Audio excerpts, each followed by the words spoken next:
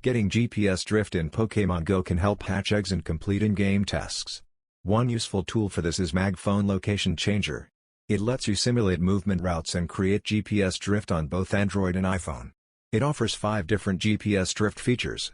This video shows how to use MagFone Location Changer to create GPS drift.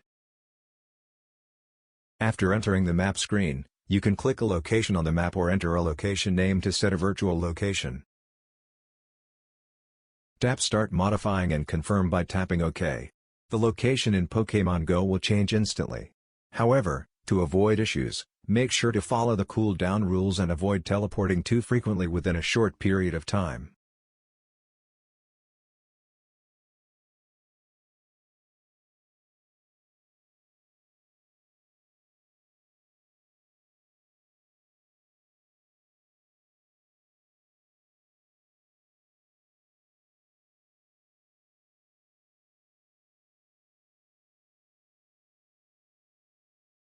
You can also use this tool to simulate routes.